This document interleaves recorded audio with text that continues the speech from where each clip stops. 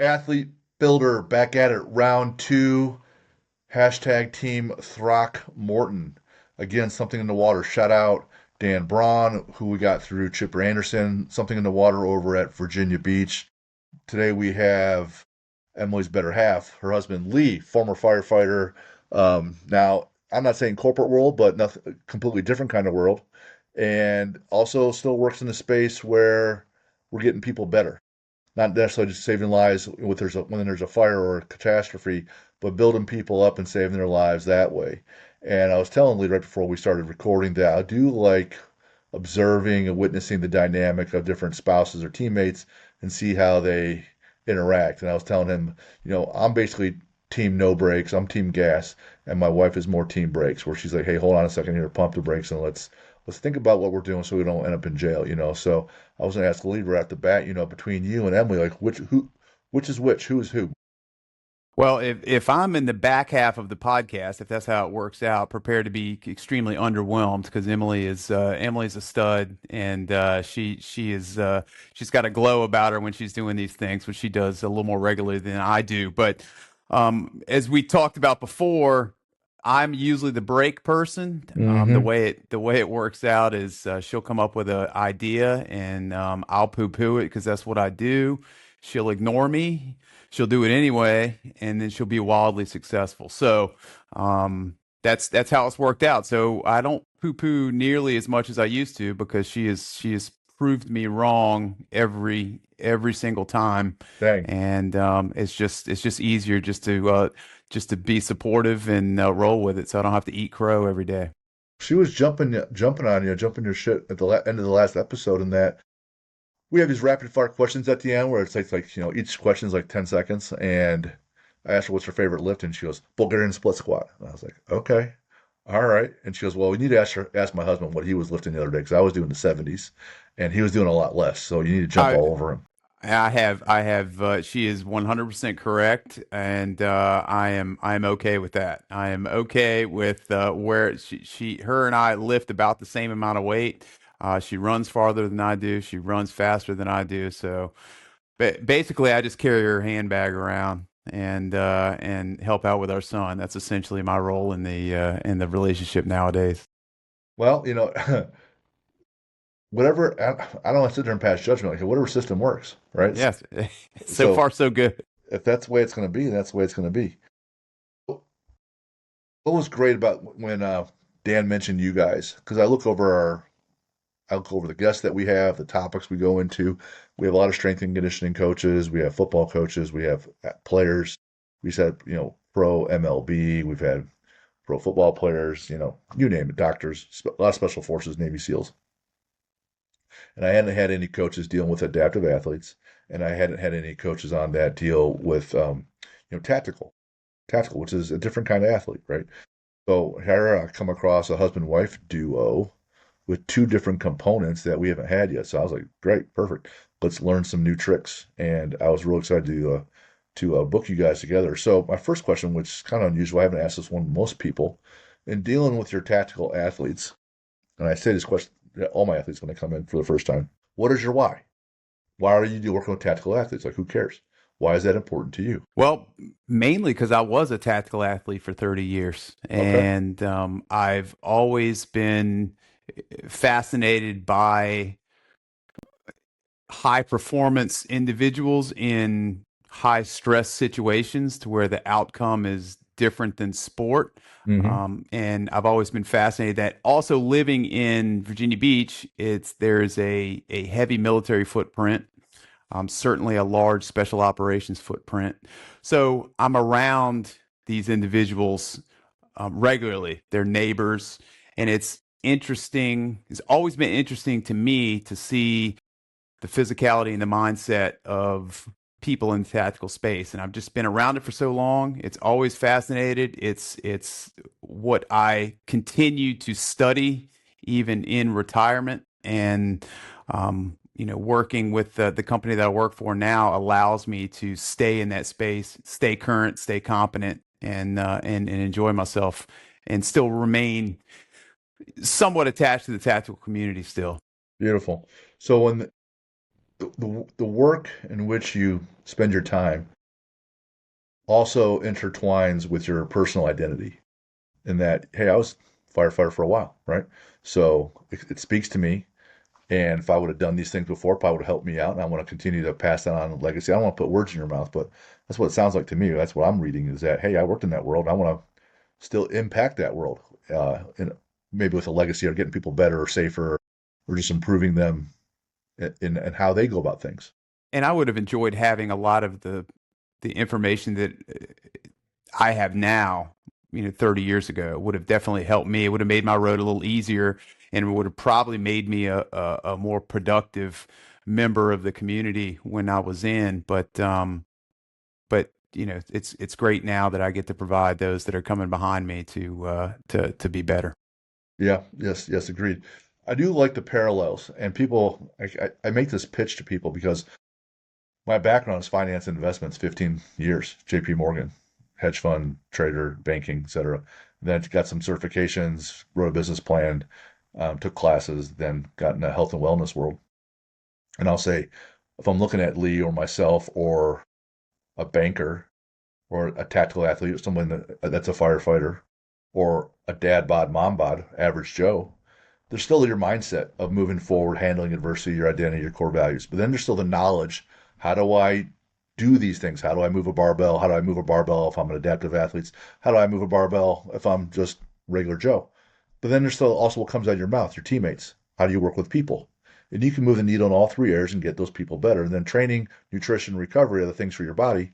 Can you move the needles there? So whether you're a banker, tactical athlete, average Joe, the lessons cross all the different spectrums. And so, what I wanted to ask you, tactical athletes, for those who don't know, explain what that is essentially. That it's a big difference between tactical athlete and a sporting athlete. I mean, most folks could, name any number of sporting athletes, but the tactical athlete is a different subset.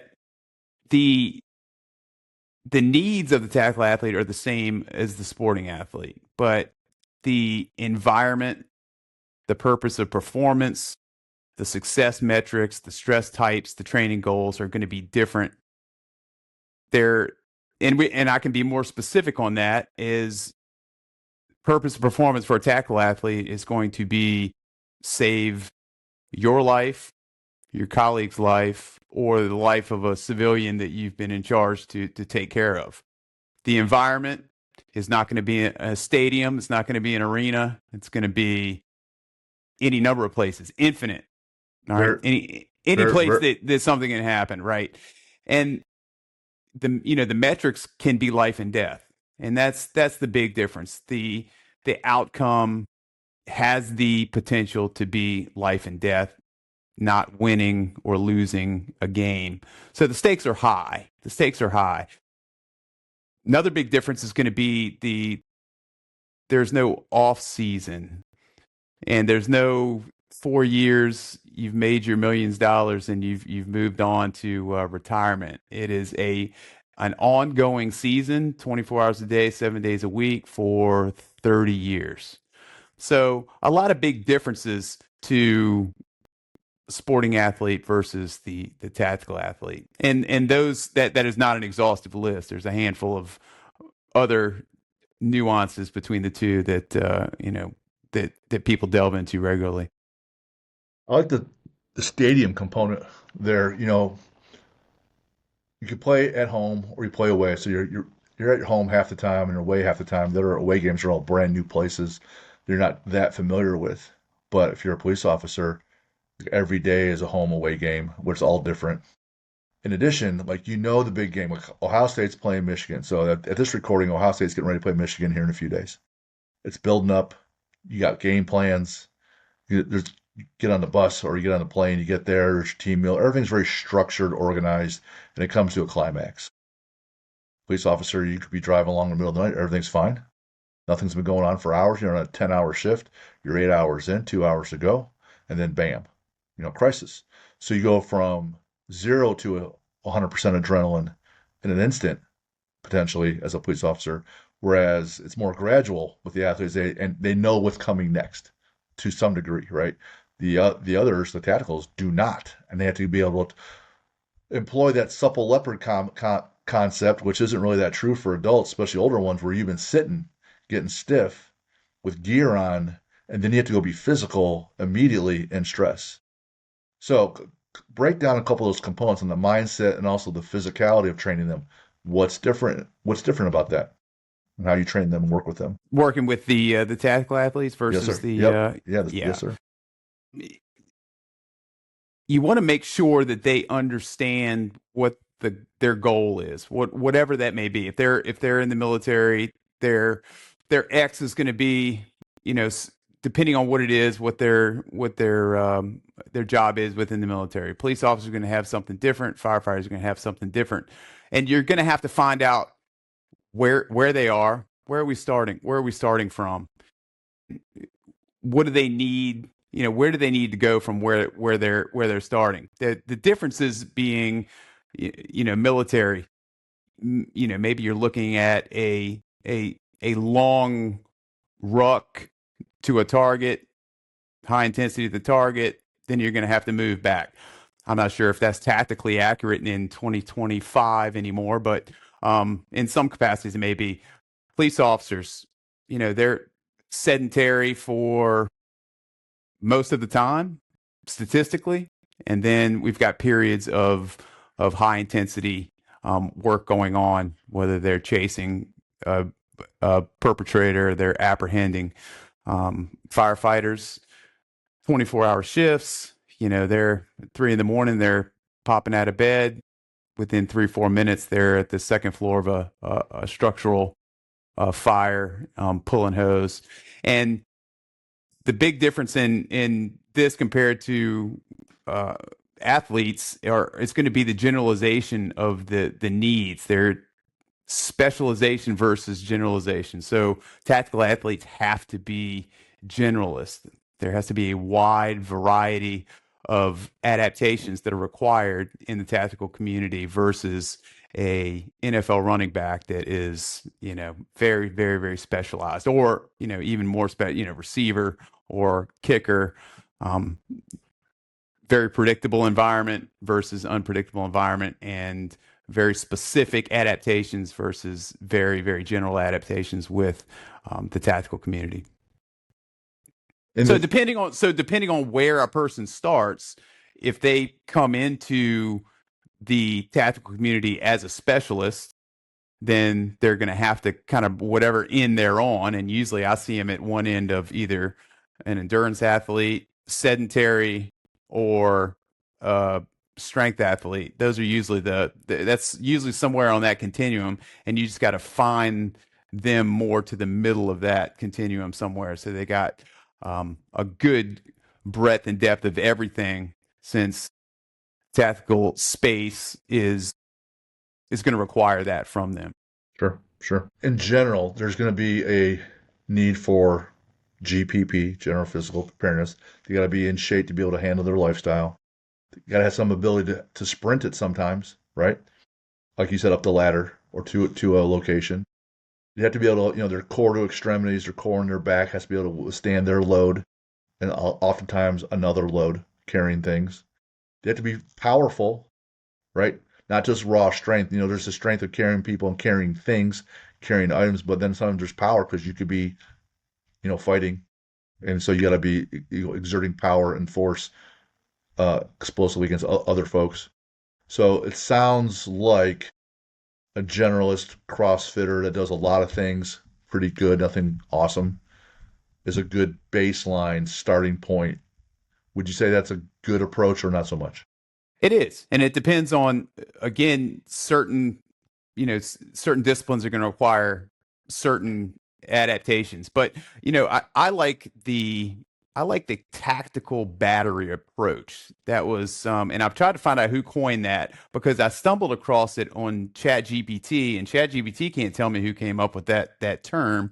So I'm not going to take credit for it, but I like the thought process, and it's based in a little bit of exercise science. So it consists of two things. It's going to be your critical power, which is, if you think of the battery, that's going to be your charging system. And then W prime, which is going to be any work that you're doing above that critical power. So that's going to be your battery. So if you're thinking about that tactical athlete and whatever situation they're going to encounter, that critical power is going to be any metabolic demand that they can keep up with for a good duration. That ATP is being balanced. You can either move in the environment that you're in, you can move under the load that you're in for a good amount of time. With periodic bursts of that W prime, of that's going to be your dragging somebody out of a building after you have advanced the hose line to the second floor, or that's going to be your sprint from the car, apprehend the individual, maybe have to do that again in short order. So if you think of it in the battery analogy, is having that robust critical power in the beginning, which is going to be your aerobic base. It's going to be, working on that threshold, all that cardiac output work that you're going to do, the low end work. The zone two, I think, is the big term nowadays. Getting that zone two in to delay the use of that faster battery depleting activity, that W prime, to not drain that battery system that quickly, then to be able to balance those things is going to be huge. So if I have somebody that comes to me that is a power athlete, they haven't they haven't really done a lot of anaerobic or aerobic capacity work. I'm really going to hit them hard on that at first, because one thing I have learned in the tactical community is I've never seen somebody, in my experience, I've been to the police academy, I've been to the fire academy, and I have plenty of conversations with guys that are high level military, um, whether that be professionally or socially.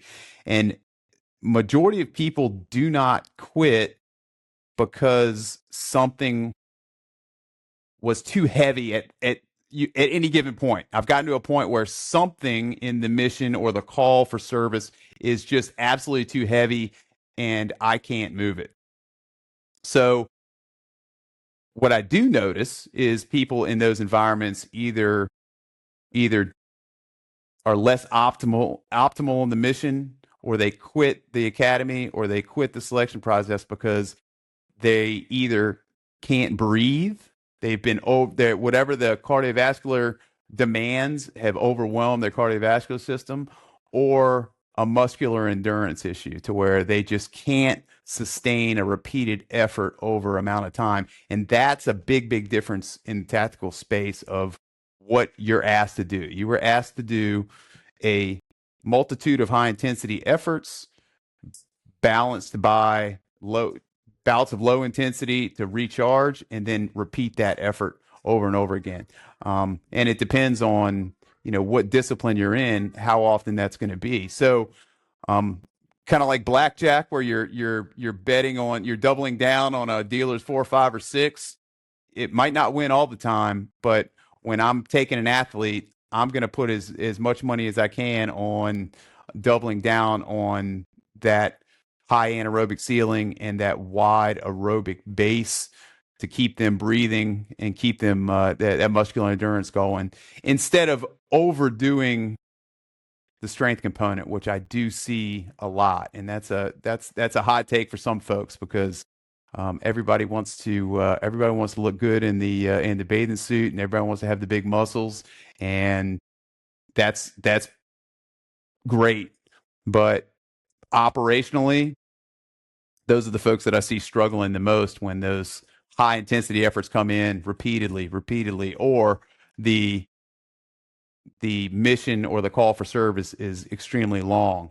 So that's my highlighted areas for when I'm working with a tactical athlete and the community, is I make sure that those things are taken care of, that they have a good amount of capacity, and those those disciplines and see where and just keep building and layering on top of those. You mentioned, well, when I was talking about what I would envision, I pointed out 4 or 5 different components, and you definitely were correct in that some of those components are weighted more, like the conditioning piece, the aerobic capacity, and then the muscle repetition piece, which totally makes sense.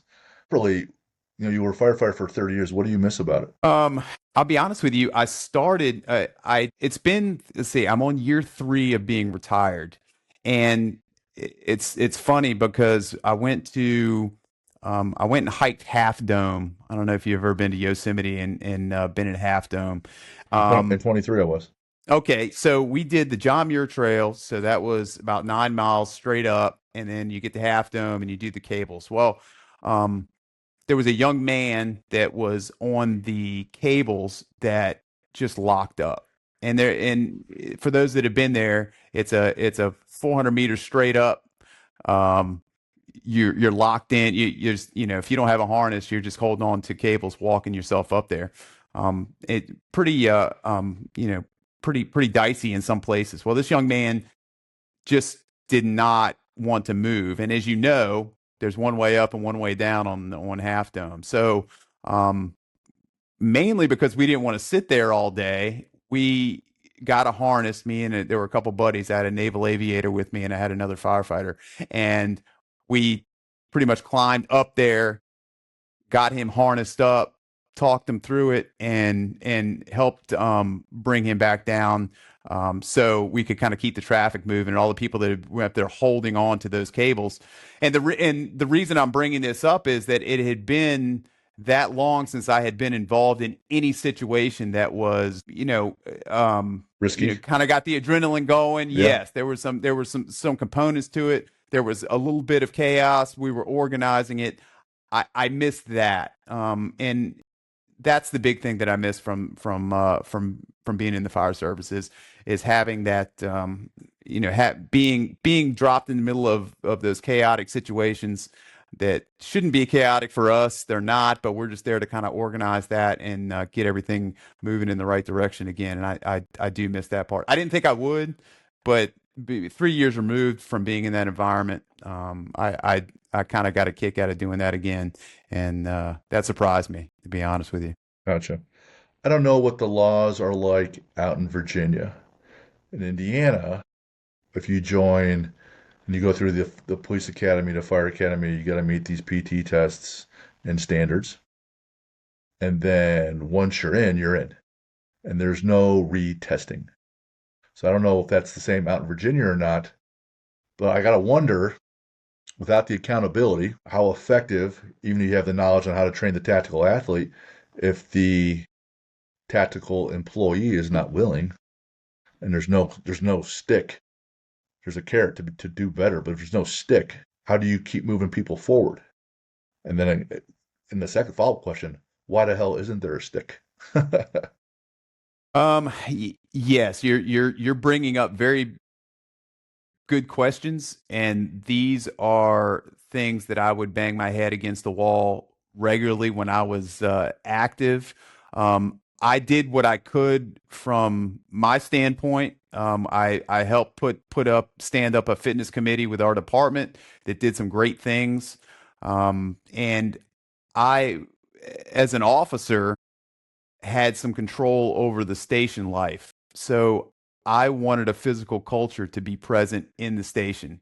I made sure that, and luckily I had a officer that worked with me that was on the same page. I made sure that we did, firefighting, EMS training at some point in the day, and we made an effort to do PT best you could with call volume every day.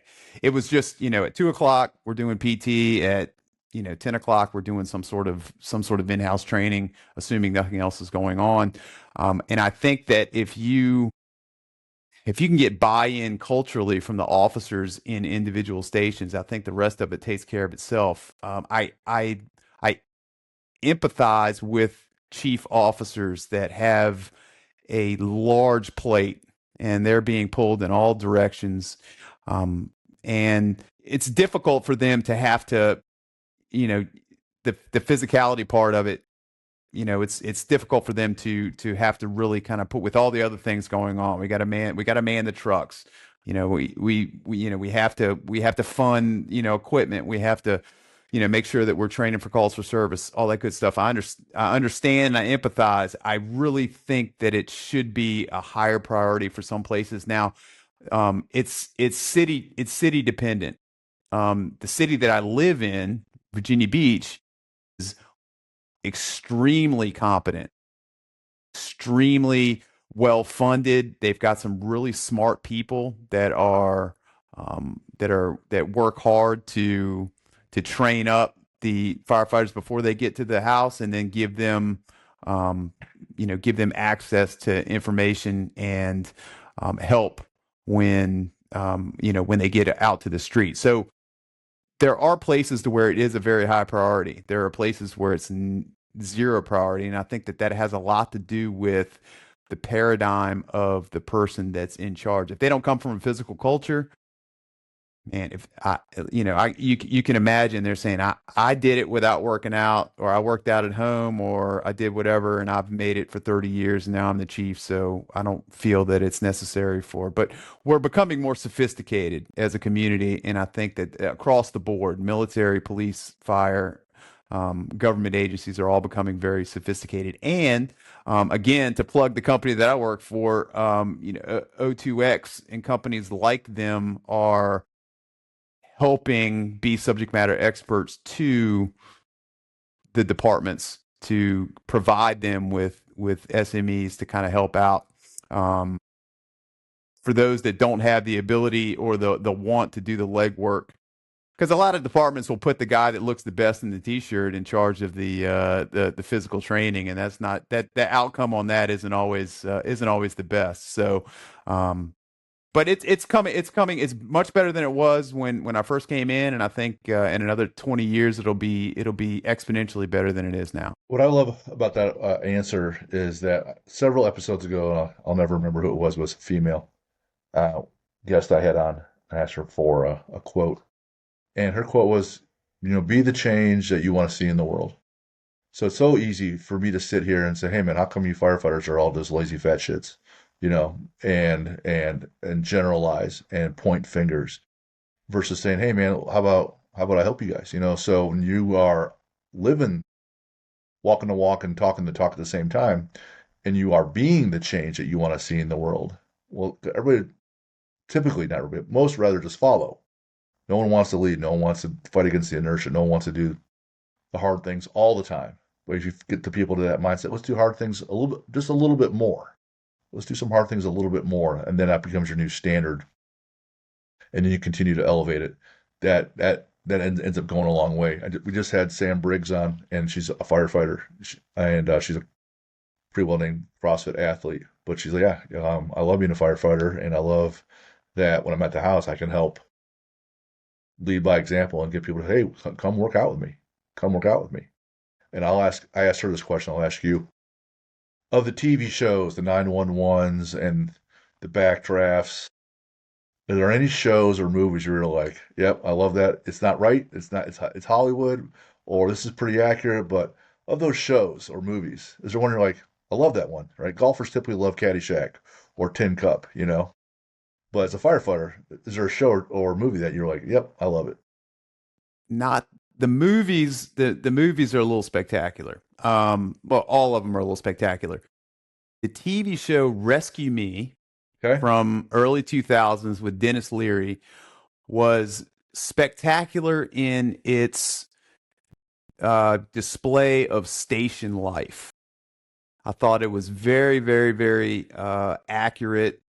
Certainly sensationalized, and it's a comedy, so there you have to impart that in there to make it interesting. But the even so much as on the way to calls, you're going to what's the most horrific situation to someone, and you're talking about the Super Bowl until you get there, and then it's we're locking in and getting after it.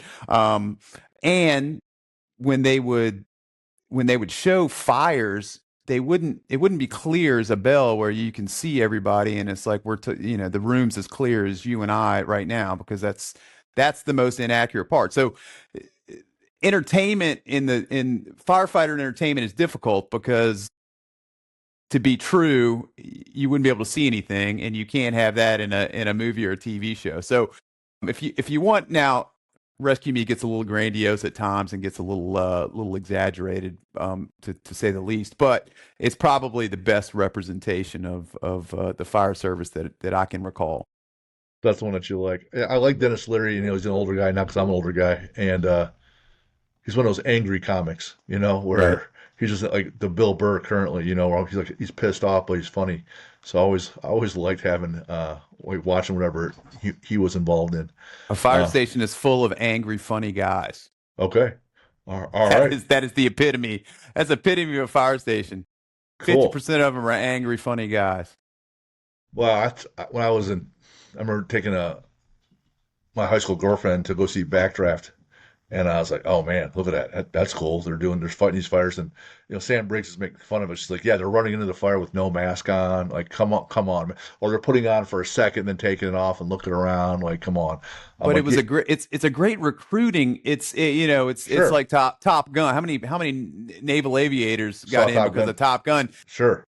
Backdraft was when I was graduating high school, and honestly, I think that movie had a lot to do with me wanting to get into the public safety space. Well, plus you got Rebecca De Mornay and the other girlfriend. They're hanging out on top of the fire truck, on top of the hoses, banging it out. You're like, oh man, they fight fires and they get the girl. Like, this got to Doesn't be hurt. this has Doesn't got hurt. this got to be the way to go. I love, man. Your answers on your homework says that you're a nerd like I am, which I love because I like the nerd part. Now, most people on the show, they care about the funny stories, so you got to deliver that too somehow. But on the mindset piece, you wrote, so I asked, what were some things that have been critical, and you're like mission first focus, composure under stress, like doing things that are hard and focusing while you're under stress, and then discipline over motivation because motivation is fleeting. Discipline keeps you together. So talk about any of those components. And is there a way that you not legislate but coach that in the athlete? Because all these habits and tactics, if I'm a big James Clear Atomic Habits guy, everything is buildable based on habits. So is there a way that you go about building that with your tactical athletes? I think an informed athlete, whether that be a sport athlete or a tactical athlete, is going to be a better athlete. I think that giving individuals, and I do it even today, the why of why we're doing something is very important. Whether that be, I'll take 5 minutes to go over 3 or 4 points that doing low intensity, high volume cardiovascular endurance work, i.e., running, biking, swimming. What are 3 physical adaptations that happen, and why is that important to us? And that goes to the mission first. Is that it leads to that. So if I get an athlete in, and I want to be a firefighter, I want to be a police officer. Okay, well then if you want to work for this city, this is going to be where the bar is set physically, and you need to be able to work towards attaining the physicality to be able to handle that situation. And that's where your goal is. Now, if I'm working out to be better at pickleball and look good in a bathing suit, that may diverge from what the mission is. Now, there's nothing wrong with those things, but you have to focus your mindset training, your physical training on what the mission is. And if you're going to be a firefighter in the city of Norfolk, Virginia, you need to be able to carry gear up to the top of a high rise and affect rescues, affect fire suppression once you get up there. So you need to know what your mission is, and you need to train accordingly. That's going to be huge. We had talked about mindset being composed under stress. If you tackle that, if you handle the physicality, if you get that physical piece removed from the puzzle to where you're not at the ninth floor of that high rise, or you're not at the finish of the foot chase, and you're still composed, and that physicality part's taken out, you're going to be able to make good decisions, and you're going to be doing what you need to do. You're going to be able to communicate. You're going to be able to move. That's going to be big. And you touched on it again, that the discipline over motivation. I used to, when I worked for the lifeguard service, one of my favorite things was to work the swim test. It was in a pool. It was anybody could show up to take the swim test, and there were a lot of motivated people on the first couple weeks to do that swim test. 500 meters, you can swim it any way you want, but it was took me 25 meters to see who the people that were disciplined enough to do what needed to be done to get there. Instant. I could tell you, well, I don't even need to count this person's laps, because I could tell in 30 seconds whether they're going to make it or not, because you could tell that they weren't disciplined enough to do what needed to be done to pass this test. Mm. So that's the things that I make sure with athletes, that I want to make sure that they understand, is that your actions have to they're either going to push you towards your goal, push you towards your mission, or they're gonna take you away. And if they know that, then when they're doing stuff that they might not want to do, because a lot of training for a specific mission set is not sexy, and it's not fun. And we're not going to be doing CrossFit workouts every day that are sexy and spicy and fun. You're going to have to do some strength work. You're going to have to do some aerobic capacity work. And if you know why, and you have the mindset that I'm gonna enjoy the process, I understand the process, then that's half the battle. And I think that it's worth a coach spending as much time developing that as the physicality. I mean, almost anybody can make somebody that's come off the couch be a better athlete, but just by running them and throwing weights at them. And I mean, that's the easy part. It's just getting them to switch that mindset upstairs is going to be more important in my mind. The why is going to be huge. And that's why, in the athlete builder world and all the other worlds, mindset usually wins because it's the big governor, right? And if I go to you and you're a linebacker, and I'm going to say you're going to be moving laterally as you're reading the offense and pre-snap and getting ready to go, hey, you're a linebacker, you're making tackles, you're moving laterally. You're a lateral mover. This is who you are, part of your identity. Then you're going to understand when I say, hey, when we do some sumo deadlift, it helps in you moving laterally, because I'm tying what we're doing to your identity. If you say, hey, you need to be able to handle duress under time because you're a tactical worker and you're in the military, you have to ruck for a while. To your example, you got to be able to handle the load for a long time, the long, slow distance.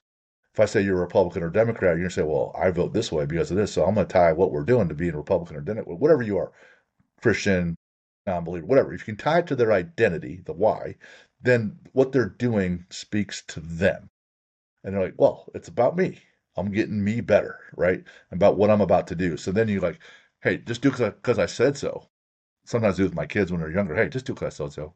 Dad, why we got to squat? Because I said so, right? You know, because squatting's cool. No, Dad, whatever. Once that's like this legislating, it can get you a little ways. But if you can get more buy-in and you tie it to their identity, then they're going to push. I totally agree with that composure under stress. I don't know if you listened to any of the prior shows that we had on, but some of the guests invited me to do this New York City SEAL swim where we're raising money, where we run, well, we shuffle ceremony with the flags. But then we swim across the Hudson River, stopping at the Statue of Liberty and Ellis Island and finishing at Manhattan to raise money for SEAL Foundation. And so being a strength athlete, like swimming, like I knew how to swim as a kid. They taught me the basics. And I spent 14 months. Like first day one was 10 lengths, rest after each length. I don't know what the hell I'm doing. This sucks. I can't breathe. But tomorrow I'm going to try to get 12 or 14 lengths and then keep pushing, right?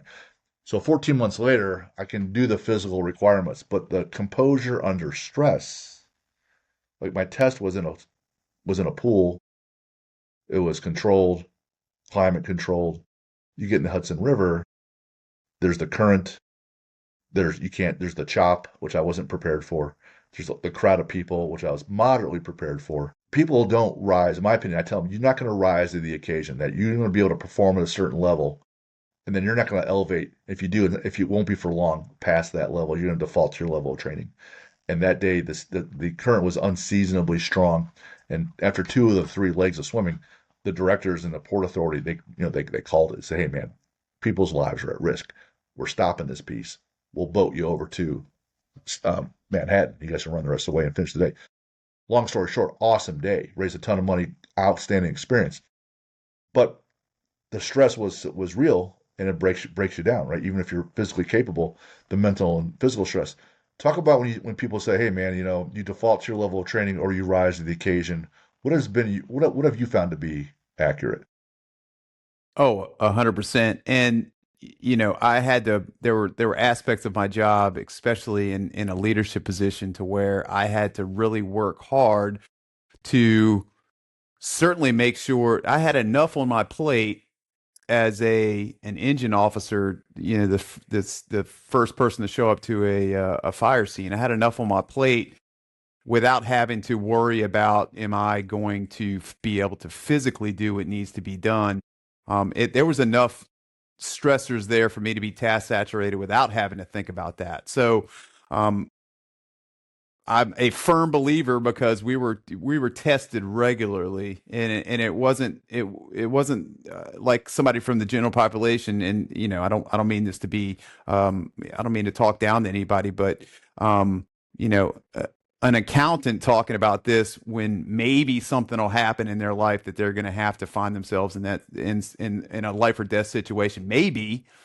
Or what you were doing before when you were working for JB Morgan, it's you'll encounter that situation. We were encountering that situation on a daily basis. And so I got to see firsthand that if you were poorly trained, poorly experienced, poorly educated, that you were going to become task saturated pretty quickly, and you were going to lose that composure. And I'm not saying that I was fully composed on every call that I went on, because that is certainly not the case. But I recognized pretty quickly where the chinks in my armor were, and I recognized what the mission focus was, and I was disciplined enough to practice repetition and make sure that I had the physicality. And sometimes things would slip. I may be injured, and I may lose a step here and there. And I would notice on a call, like, man, I got to the top of those steps, and I was breathing a little heavy on the radio, which is embarrassing. If to sound you sound out of shape when you're trying to make to delegate orders on a call when you can't breathe and you're talking on the radio. So that it motivated me to make sure that I was as good as I could be under those circumstances. We have a number of firefighters in our gym, and 'cause I run a small gym about 13 years, and we have police officers too, and military guys, and all sorts of shapes and sizes, and they're quite desensitized to any kind of trauma or experiences. I mentioned this story, and they're like, "Yeah, sounds about right." I will say this though, when I talk to them, some of them, depending on the firehouse, some will go on runs, really for fires. Others have, car wrecks and electrical things. Some are in different areas or demographics where they're going a lot of runs. Now, when you're under stress, there's a cortisol problem, right?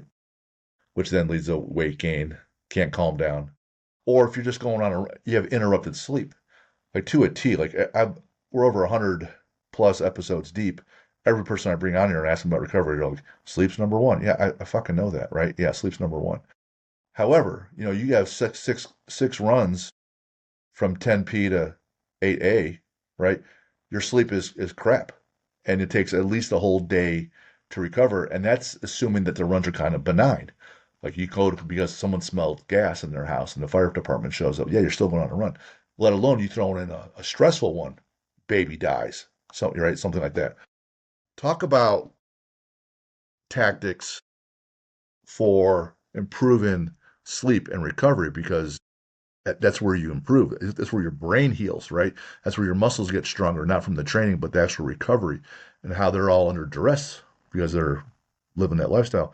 Talk about recovery and how to impact that positively. You hit the nail on the head, and you don't and sleep. We've got three pillars. you've got sleep, nutrition, and strength conditioning. And used to be the strength conditioning was at the top of that pyramid. That was what everybody ate. To be better at anything, hit the strength conditioning. You know, nutrition started kind of creeping along to where, probably in the last 25, 30 years, we recognized that nutrition was important. Your MLB folks are not eating McDonald's in the clubhouse as much as they did 30 years ago. Maybe. I'm generalizing, I'm hoping. But what's really catching up, and I think what you're talking about is that how important that sleep is. And I'm lucky enough to be around some of the smartest people in sleep science. Through O2X, I get to watch them speak and see how important that is. Something you didn't touch on, the call volume. You don't even have to go on calls. You can just lay there. If you're like me, you're laying there and you're just ruminating on the fact that something horrible is getting ready to happen. You know Sure. that call, that the big one, the call with at the orphanage with the 100 babies on the top floor, that's coming. So that'll keep you up. But what I will say about sleep in the tactical environment, we might not be able to control the quantity of sleep. Now, we both agree that sleep's important. It's the best PED that's out there. It's free. I've retired, and I can't even tell you the positives. Um, Weight loss that needed to happen for me. Mental health improvements for me, not living that lifestyle anymore. But we can't do anything about the quality, but we can do something about the quantity. We can't do anything about the quantity. We can affect the quality. So in the military, that's a little bit difficult, but they're getting a little better. If you're out in the field, it's a little more difficult. When you're back at base, I think that they're kind of prioritizing that a little more than they have in the past. The police don't normally sleep at work, so they can work on quantity and quality at home. And in the fire department, and I'll tell you what I mean by quality when I get into the fire department part. So the fire station, the bell's going to go off. When the bell goes off, you have to get up. Sleep be damned. You're going to have to go take care of business. But you can design your stations to better adhere to good sleep quality while somebody is there, because you might get a good night's sleep. I mean, I definitely was at some slower stations that got pretty, you got a 5 or 6 hours most of the time, because they were veteran communities or whatnot. But when you're building your stations now, but it's not for sleep, but that's an ancillary benefit. But they're building stations to have individual rooms. The rooms are relatively soundproof. You can make them as dark as you want. You can make them as cool as you want. Um, they've even got it to where the lights don't come on unless it's your vehicle that's leaving. They're seeing the benefit to, if you're on a ladder truck and the engine's going, you can deviate what bells go off when, because they're seeing that that's important. So the quality of sleep would be prioritize 8 hours, use an eye mask, um, limit your caffeine, make sure that your room is cool and comfortable for you. And if you're in the military and you're at home at night, then you can take care of that at home, where you have quantity and quality that you can tackle.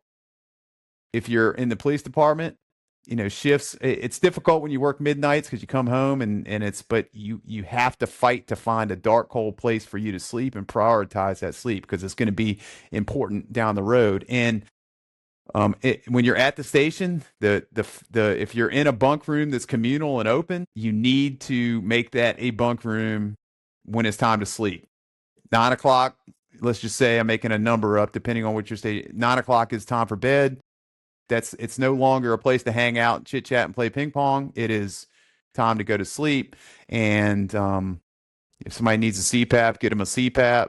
Try to keep the snoring to a minimum. But it's imperative, especially on tactical athletes, because just the lifestyle is so difficult, that something so easy as improving sleep quality and prioritizing the quantity will make big differences. And again, I tell people when I see them, they ask about, what's been the biggest change in retirement, and that has been it, is most nights getting 7, 8, 9 hours of sleep, prioritizing that. And it's just made positive benefits to me in a lot of different ways. So um, it's not sleep. I'll sleep when I'm dead. It's cool to stay up. It's all that. You're going to pay for it. You're going to pay for it down the road. There's no question. Totally agree. Whether you're a tactical athlete or not, having a dark room, huge. Having a set schedule that you try to keep all the time, so you don't self-inflict jet lag. Keeping a cool room, even a white noise, all helps. Things that are pretty easy to implement at home and sometimes at work as well. I totally empathize with the just being nervous about there could be a call. And I'm not there because I didn't live that lifestyle. But if you have a newborn baby and you're expecting to be up, that's one piece. So the moms and dads there. When I started my gym, it was so rough at first, and I finally systematized some things, and I knew that the first of the month and the 15th of the month were the days I did billing. Well, I'd be worried because that next morning, sometime after 12, between 12 and 1 a.m., I'm gonna get an email with my results, right? So with a initially weak failing business, you're afraid on those days when you wake up, like, shit, man, what's this number going to be? Because some people may have canceled or whatever, blah blah blah. So until you get used to it, you get a budget and you grow as a business owner, that could keep you awake. So just having that stress over your head, and nothing might happen, everything might be fine the next day. But if you're used to having rough calls, and just having that stress hang over you is going to impact. And you're right. Excuse me. Physical benefits. When I found someone to take over the 5:30 a.m. class, right? Had weight loss. I'm like, I feel better, had more energy. I'm not as big of a dick, so it's huge. Well, and that's another proponent for the physical side of it. So if you know that you're going to live a lifestyle to where sleep quantity is not in your control, being as physically fit as possible is going to help, buttress against the negative effects. It's gonna hopefully counteract or maybe dampen some of the more untoward effects of sleep deprivation. But I know that life well. I really do. So my wife works in the pharmaceutical world. I met her at my gym. So now we're good and married, and we have our 6 kids. It's hard to separate church and state in that we go to the gym. She trains there. I train there. We train other places. We train people. We come home, and then sitting around the dinner table, or we're in bed, or we're watching a movie, or whatever. We're always talking shop at some point throughout the conversation. And with you and your wife basically living it like full-time jobs, right? You guys ever talk about the news or the weather, or is it always just talking shop? Because you got. I'm not saying your wife isn't intelligent; they're both very smart. But she has a lot of high energy as well. Always wanting to probably get into things, and she's like, "Yeah, you work 24 hours a day, and it's great, and I love it." Is what she said, essentially. So, are you guys able to take a break and a breather, or is it talking about, hey, we're training conjugate this week, and we're doing a 5K every day on top of it, or always talking shop? What's that like? I'll be honest with you. The days of us talking about specifics as far as tactics at the gym, we don't really do that too much. We might ask, "Hey, how did this class go?" Or, Yeah, yeah. how did that go? But usually, she programs and coaches her classes or whatever she's doing. I'll do the same when I'm there, and she'll defer to me on a lot of that. So we really don't sit around and do a lot of programming talk, to be honest with you. And certainly with us having our first child, that's 99.9% of our conversations is going to be about Knox and what's going on with him. So usually we if we talk anything about shop, it'll be uh strategy for the gym. It'll be the kind of the behind the paywall kind of stuff. And that's usually where most of our conversations are, and most of the things that I have to do with the gym is just kind of helping her on the back end. What a great blessing and gift for Knox that he's going to grow up with people dropping weights, trying to climb a rope, and then they'll could be in there and they'll be standing on the rings, holding on to like a swing set, and then trying to climb himself up, to do a pull up and jump and climb up on boxes where it's just normalized. Hey, we just do physical things. You know, I can't get it. I'm trying to brief a workout for 40 people and I can't get anything done because he's in the corner. If I say burpee, nobody's going to pay attention to me when a 20-month-old is doing a burpee on the, 3 feet from where I'm standing. If right? so he is definitely he's definitely doing gym stuff. He's not doing finger painting and playing with blocks. We've got him. He enjoys it. If he didn't, we wouldn't push it on him. But he's got his own barbell set. He's got a little exercise bike. He's got sleds to push. I mean, if you look at my wife's social media, you'd just be in hysterics at his antics at the gym. And I guess if he was at daycare, there'd be a different. He'd be doing different things. But he's every much as much of a gym rat as anybody around there. Yeah, we have several members that bring in, young little kids from a get go, and they'll just put them in when they can get hurt. They'll put them in this packing place so they don't crawl underneath someone who's split jerking. But it's just normally family goes to the gym. We have a little less time at home, but we spend time together as a family at the gym when we're trying to be healthy. So that's an awesome gift. When you're training, let's say you're training yourself, as we kind of wrap up here, what do you like to listen to? I, be, I'm gonna be honest with you. I used to, when I was younger, I used to listen to music because that was really all you had. Nowadays, I almost feel guilty listening to music because there's so much podcast, YouTube videos, and I am really a strength conditioning geek in certainly in the tactical side. And it's what I consume. And it's some of my friends just think it's insane that you would go for a run and listen to a podcast. Um, but that's normally what I do. So instead of in lieu of a podcast, a YouTube video on something, and occasionally I'll listen to music if I'm just overwhelmed with listening to people talk about mitochondria or anaerobic reserve or W prime. I'll get to some music every once in a while, but mostly it's informational stuff. Gotcha. I do like listening to the podcast, things I can learn if I'm doing something where I don't have to think a whole lot.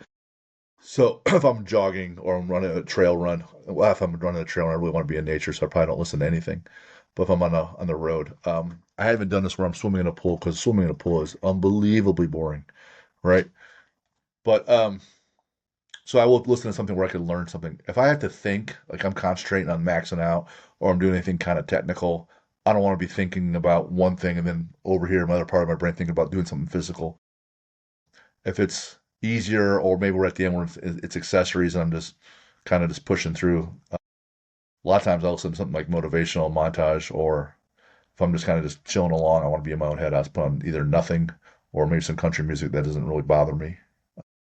The great thing is we have infinite choices now, Sure do. whereas 25 years ago it was the radio. Right. That was or a Walkman. Yeah, I have 6 or 8 songs on one side of the tape in my Walkman, and I pull that out and then fast forward to the other 6 or 8 songs I want to listen on the other side of the tape, and then do it all over again. Right. Right. I'm very excited to hear this answer this next question because I got one answer from your wife, and I'm going to word it the exact same way I worded it for her. If you and she were going to go on a bucket adventure to travel to some place you've never been to before, and it's just you two, it's not with your kid, not anyone else, where would you want to go? Well, not having heard her answer, I guarantee she said that she's not leaving her son anywhere. So he's coming. He's coming with, and that's the truth. Places that we haven't gone. I there's a lot of places that we have gone that we like repeat. We're the type of people that repeat trips, and Iceland we're big fans of, and there are places in Iceland that we haven't been that we would like to revisit. We're also big fans of Costa Rica. Nosara specifically is a great place. We haven't been there since we had Knox, but once he gets to the age that we can go back there, we'll go and we'll explore some parts of Costa Rica that we haven't seen before. But those are two at the top of the list for us. Well, you're right. She said she's bringing the boy. Yeah. And even though I said pick a place you've never been, she goes, "We're going back to Iceland." And I Well, was like, "Well, I'm glad oh, to see we're on the same page. I see that. Yeah, yeah, I got Yeah. it." Do you have a favorite sports movie? Rudy. Rudy. And I'll tell you why. Because I have zero athletic talent. None. Born without, if you could be born with less than zero, I have that. Um, 5 foot nothing, 100 and nothing, Nothing. I think is what it was. But I'm not quite 5 foot nothing and 100 nothing. But the perseverance and you know, I realize that the movie is Hollywood, but the perseverance of just keep driving, keep grinding, and his mission focus was to get on that football field, and he succeeded. You did. Do you have a favorite sport to watch? I used to be, I don't watch sports as much as I used to. I'd have to say I was probably the biggest NFL fan. Um, and I'd say if I had to get back to watching sports, I cut my cable, you know, probably 10, 15 years ago. And then once I did that, I just kind of got out of the sports thing. But when the playoffs come around, when NFL playoffs come around, I usually pop back on and jump in and see what's going on. So, if I lived in Europe, I would be a soccer fan, guaranteed. I'd be a soccer fan if I was in a place that soccer came on at a respectable time instead of 9:30 in the morning on a weekday when I can't watch it. So, um, If I were in that, Europe, I'd be big into the Six Nations and rugby. I enjoy watching that. It's like soccer, but football, you know, with all the context. mhm. So I do, and I do like the documentaries on Netflix about it. So that's definitely something I would be into. How about an athlete, young or old, could be dead, could be alive, athlete you like to see play? Let's see. Y- You know, I heard somebody say the other day, they were asked the same question, and to really dig deep, we could go to uh it's probably not that deep, but Bo Jackson, I think, mainly because he was just because I'm in awe of the amount. So he got all the physical talent, like All of it. Yep. all of it, 100%.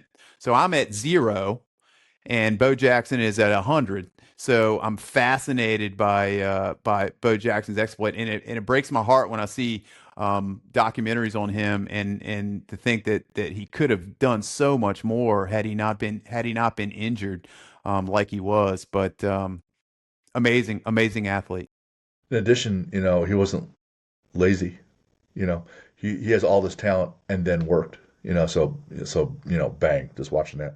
You have a book recommendation for us? I like, you know, I was thinking about that today. As much of a geek as I am in strength and conditioning with the tactical space, leadership is another area that I like to study. I've been in leadership roles since I was a teenager, and Mr. Jocko Willink wrote a good book, Leadership Strategy and Tactics, and I pull a lot. You know, obviously they were uh, military centric, but there's certain a lot of his lessons that he learned on the battlefield are applicable Anywhere. to anywhere. Yeah, so.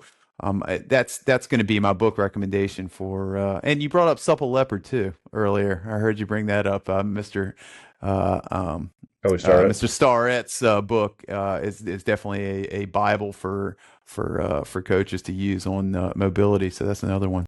Sure. Uh, this could be a real life person, or it could just be something fictional.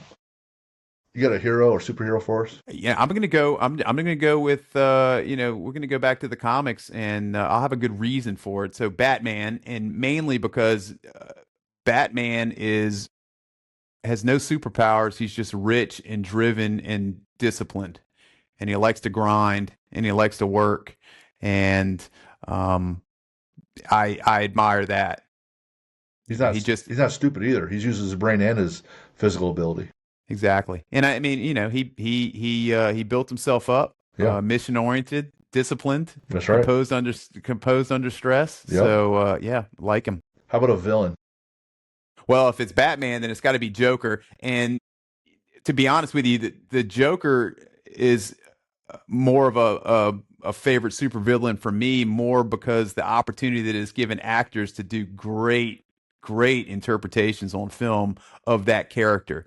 Not as much, the character itself, but some of the portrayals online or in the movie theater for that has just been amazing, all the way from Nicholson up to to Ledger have been iconic.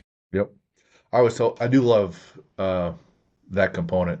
It's the psyche and the chaos and the destruction and the that you can see in real time. Which was it's kind of I find it fascinating. Sadly, um, it's also why I probably like Hannibal Lecter in Right. Silence of the Lambs. Right. What's your favorite lift? I'm gonna say a thruster, and for those that in the audience, there's probably everybody knows what a thruster is, but that's going to be Yeah, pretty much a power clean to a front rack, then a front squat to overhead, and I think mainly because it gets there's so much real estate it covers. yeah, Functionally, I think but again, I hate strength work. I think I would rather go run 10 miles than do a 5x5 back squat. But I do it because I know it's necessary and I'm disciplined. But if I had only had to do one lift, I think a thruster would be it because it covers so many bases. yeah. You feel it right away. And I remember when I first started doing it, I was like, my God, this is awful. I hate every bit of this. Why can't I just squat it down and up and be done? But no, you have to have that power component. Do you have a quote for us? Trust the process. I think is many people have said that if you understand the process and you trust the process, especially trusting the process, whatever the outcome is gonna happen. Just trust your process. Make sure it's the correct process. If it's the correct process, trust it, stick with it, and the outcome, whatever that may be, will take care of itself. When people ask me about the swim, like, hey, Jim, you're 50 years old. You've never been a swimmer in your life, strength athlete. You can push sleds and you can go for a jog, but swimming is a whole different animal. Like, what makes you think you can do that? And I was like, if the philosophy works, where you have time under tension and consistency, and if you have someone who's smarter than me telling you, hey, here's a better way to stroke, or here's a better way to kick. If I'm just consistent day in and day out, and I have someone coaching me along, like I gotta get there, right? Oh yeah. You gotta get there. And so whether you want to be an attorney or a doctor or an Navy SEAL or whatever, if you have this runway that's long enough and you're diligent every day, like you got to get there. And so the process will get you there. So that was one of the reasons to prove to myself, but also to others that hey, man, 50 years old man never swam in his life. He's swimming across the Hudson. Like pay attention. You're like this shit works. Where can people find you, Lee? Well, let's see. I Instagram probably be the easiest to find me. I'm not out there quite as much as I used to since I started working again. But Instagram, Facebook, LinkedIn, I'm on all those good things. If anybody wants to reach out and chop it up about human performance and the tactical space. Beautiful, beautiful. Man, thank you for the gift of your time and effort, knowledge. Selfishly, for me, it's just getting better with people every week that I've never met. So I really enjoy the conversation and the insights. I like the nerd work. For those who want to get a hold of us and keep sending us your questions, info@athlete-builder.com. Send them our way and we'll keep sending you our best responses back. Um, Man, Lee, great time. Wish you and Emily and Knox all the best. Hopefully our paths cross again down the road. But thanks for being on the show today. Thank you. All right, see you.